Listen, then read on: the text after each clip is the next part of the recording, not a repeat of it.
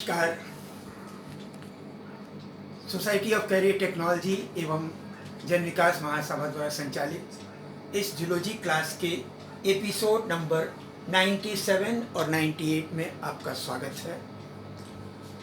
आज हम लोग हार्डमानिया या रैप्टोसाइंथिया के रिप्रोडक्टिव सिस्टम के बारे में बात करेंगे। और उसको शुरू करने के पहले एक चीज़ इसमें और शॉर्ट नोट कभी कभी पूछा जा सकता है कि हार्डमानिया में एक न्यूरल कॉम्प्लेक्स होता है। न्यूरल कॉम्प्लेक्स में 3 छोटे छोटे पार्ट्स हैं जो मिल करके ये कंप्लीट कॉम्प्लेक्स बनाते हैं। एक तो एक दो जैसे लट्टू होता है ना, तो लट्टू की तरह से 2 लट्टू एक साथ जुड़े हुए हों, इस तरीके का एक स्ट्रक्चर पाया जाता है। ब्रैंकियल साइफन और एट्रियल साइफन के बीच वाली जगह में पेरी ब्रैंकियल सैक के पास में, और डॉर्सल लैमिना जहाँ शुरू होता है उससे जस्ट पहले, तो इसे कहते हैं डॉर्सल ट्यूबरकल। और इसी तरह से एक और स्ट्रक्चर होता है जो कि ब्रेन का डिजेनरेट पार्ट है, जिसे नर्व गैंग्लियन कहते हैं। बस इतना ही नर्व गैंग्लियन इसमें बचा रहता है, बाकी नर्व कॉर्ड या स्पाइनल कॉर्ड डिजेनरेट हो जाता है। वो लार्वा में तो रहता है लेकिन एडल्ट में ख़त्म हो जाता है। इससे ब्रैंकियल साइफन की तरफ 3 नर्व्स निकलते हैं, एट्रियल साइफन की तरफ 2 नर्व्स और उसकी ब्रांचेज निकलती हैं। और इसी के ऊपर एक और ग्लैंड पाया जाता है, वो भी लगभग 4x1 मिलीमीटर एरिया का, ये जिसे न्यूरल ग्लैंड कहते हैं। बाकी और सारे एनिमल्स में ये न्यूरल ग्लैंड इस नर्व गैंग्लियन के नीचे पाया जाता है, लेकिन हार्डमानिया में पता नहीं क्यों ये इस नर्व गैंग्लियन के ऊपर पाया जाता है। और कुछ साइंटिस्ट इसे पिट्यूटरी ग्लैंड या हाइपोफाइसिस के इक्विवेलेंट मानते हैं कि ये शुरुआत है, क्योंकि इसमें ये 2 काम करता है। एक्सक्रीटरी भी शायद करता है, क्योंकि इधर ये फनेल की तरफ से होता है और शायद ये सराउंडिंग से कुछ वेस्ट मैटर इकट्ठा करके इसमें आता है, इकट्ठा होता है और फिर बाद में बाहर किया जाता है। और इसी तरह से जो डॉर्सल ट्यूबरकल है, इसके बारे में 2 बातें हैं। एक बात तो ये कहते हैं कि शायद ये ऑल्फैक्टरी है, स्मेल करता है अंदर आने वाले पानी को, कि उसमें यदि कोई हानिकारक पदार्थ हो तो उसी समय ब्रैंकियल साइफन को बंद कर लिया जाएगा। और शायद ये गस्टेटरी भी है। गस्टेटरी मतलब अंदर आने वाले पानी और भोजन का स्वाद चखने का काम करता है। एक तो ये पूरा स्ट्रक्चर मिलाकर के इसको क्या कहते हैं, न्यूरल कॉम्प्लेक्स। अब आइए रिप्रोडक्टिव सिस्टम पे। तो हार्डमानिया हर्माफ्रोडाइट होता है, बाइसेक्सुअल या हर्माफ्रोडाइट या मोनोशियस, जिसमें एक ही एनिमल के अंदर टेस्टिस और ओवरी दोनों पाए जाते हैं। 2 गोनट्स पाए जाते हैं। लेफ्ट साइड वाला गोनट तो इंटेस्टाइन के लोब के बीच में रहता है, और राइट साइड वाला जो गोनट हार्ट के बिल्कुल पैरेलल में लगा हुआ रहता है।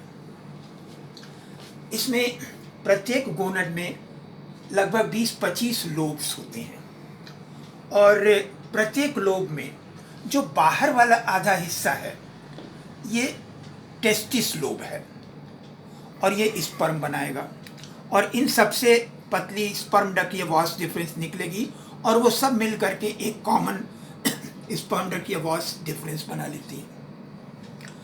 इन लोब्स का जो अंदर वाला आधा हिस्सा है वो ओवेरियन लोब है, वो ओवरी की तरह से फंक्शन करता है, और उनसे अलग अलग डक्ट निकलती हैं, और ये डक्ट मिल करके सारी फिर एक कॉमन ओविडक्ट बना लेती हैं। इनमें टेस्टिस से निकलने वाले जो स्पर्म सेल्स होते हैं 3 प्रकार के होते हैं। ये भी एक इंटरेस्टिंग बात है, अजीब सी बात है।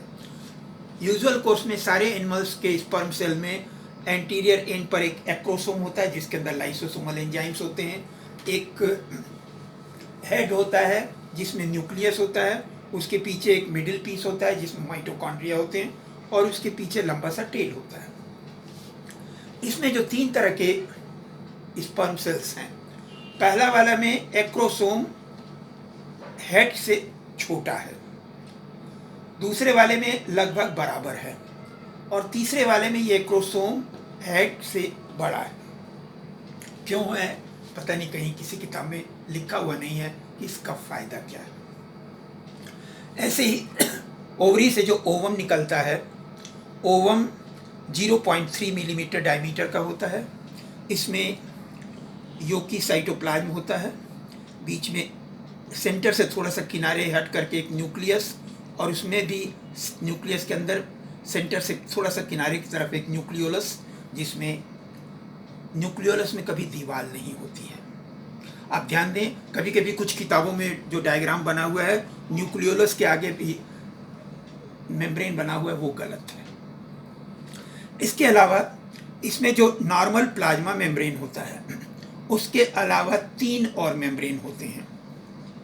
एक तो इसी से जुड़ा हुआ, सेल मेम्ब्रेन से जुड़ा हुआ, जिसे वाइटेलाइन मेम्ब्रेन कहते हैं, और वाइटेलाइन मेम्ब्रेन के बाहर की तरफ 2 और मेम्ब्रेन होती हैं, आउटर कोरियन और इनर कोरियन।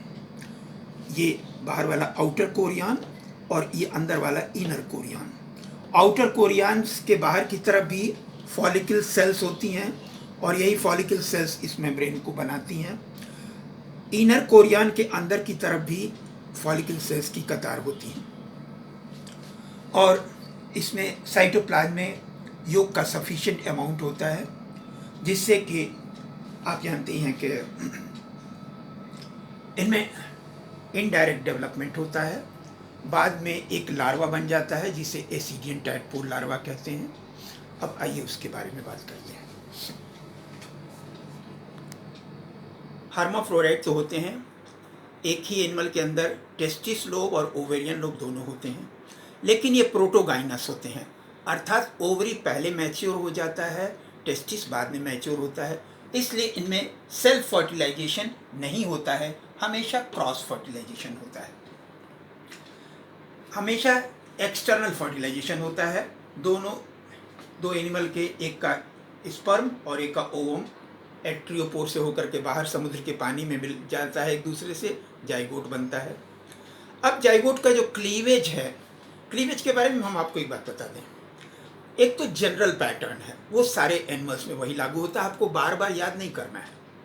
आप तो सिर्फ ये कि उस जनरल पैटर्न से जो डिफरेंस है बस उतना याद करना है बाकी एनिमल्स में, बाकी वो पैटर्न वही है कि हमेशा एक जाइगोट बनता है, जाइगोट के बाद पहला डिवीजन वर्टिकल होता है जिससे 2 सेल बन जाती हैं, दूसरा डिवीजन भी वर्टिकल लेकिन पहले के राइट एंगल पे होता है जिससे 4 सेल बन जाती हैं, तीसरा डिवीजन हॉरिजेंटल होता है सेंटर से थोड़ा सा ऊपर हट करके, जिससे ऊपर 4 थोड़ी छोटी सेल्स बन जाती हैं जिन्हें माइक्रोमियर्स कहते हैं, और नीचे वाली सेल्स थोड़ी बड़ी होती हैं जिनको मेगामियर्स या मैक्रोमियर्स कहते हैं।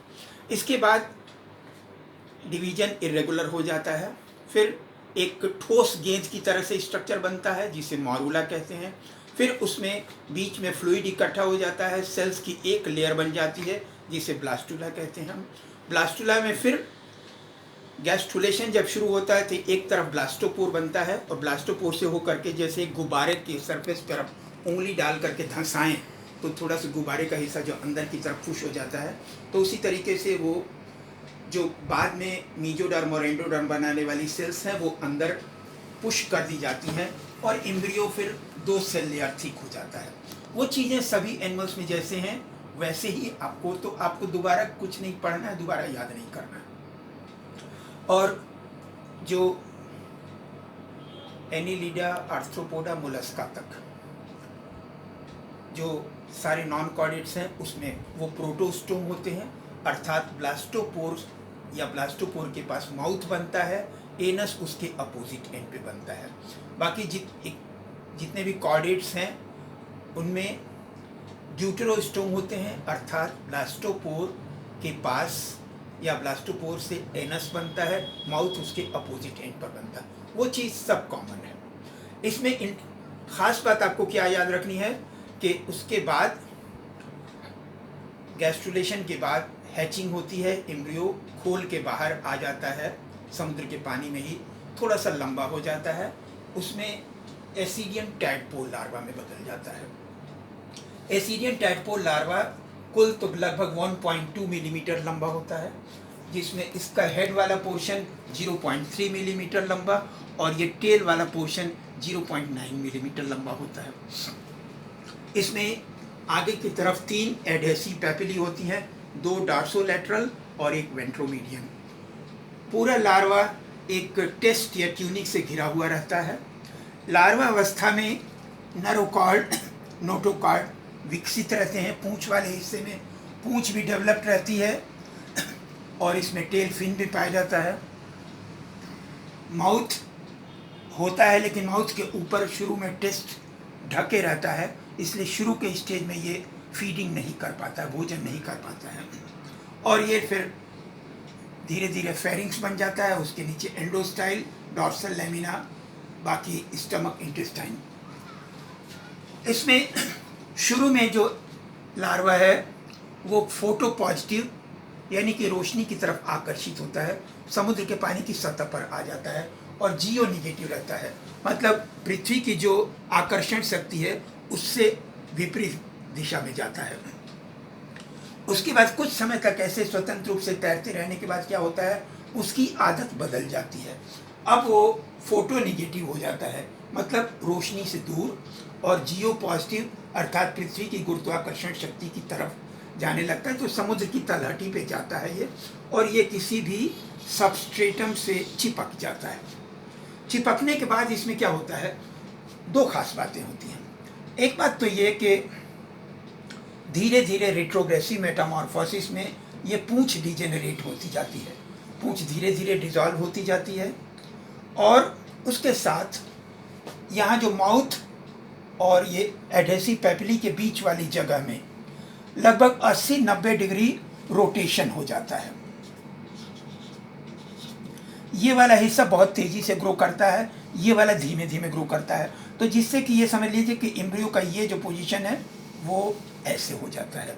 तो इसके कारण ब्रैंकियल एपर्चर और एट्रियोपोर दोनों की पोजीशन चेंज हो जाती है। अब आप देख रहे हैं कि ये जो पूंछ इधर की तरफ था वो देखिए डिजेनरेटिंग टेल इधर की तरफ आ गया। अब इसमें रेट्रोग्रेसिव मेटामॉर्फोसिस में 2 बातें होती हैं, कुछ चीज़ें तो धीरे धीरे समाप्त हो जाती हैं और कुछ नई चीज़ें डेवलप हो जाती हैं। समाप्त होने वाली चीज़ आप देख रहे हैं, पूंछ समाप्त हो जाती है, नर्वकॉर्ड समाप्त हो जाती है, नोटोकॉर्ड समाप्त हो जाता है। ब्रेन में शुरू में ऑसेलाई एक जोड़ी होती हैं, ऑटोसिस्ट या स्टेटोसिस्ट होता है, वो सब समाप्त हो जाता है। और एडल्ट में पाए जाने वाले कुछ नए कैरेक्टर डेवलप होने लगते हैं। जैसे पहले गिल स्लिट्स की संख्या कम होती है, वो गिल स्लिट्स की संख्या बढ़ने लगती है, और फिर माउथ के ऊपर जो टेस्ट इसको कवर किए हुए था वो अब वहाँ पे डिज़ोल्व हो जाता है, तो अब वो माउथ से भोजन प्राप्त करने लगता है। एंडोस्टाइल बन जाएगा, हार्ट बन जाएगा, इस तरह धीरे धीरे फिर गोनट्स बनने लगेंगे। तो इस प्रकार ये धीरे धीरे एडल्ट में चेंज हो जाता है, और एडल्ट में पूंछ अब पूरी तरह से समाप्त हो गया, और उसके साथ साथ जो बेसिक कॉर्डेट कैरेक्टर्स थे, नर्वकॉर्ड और नोटोकॉर्ड, वो भी समाप्त हो गए। इसलिए इसके डेवलपमेंट को रेट्रोग्रेसिव मेटामॉर्फोसिस कहते हैं। Thank you very much. आज की बात बस इतनी ही, बाकी बातें कल।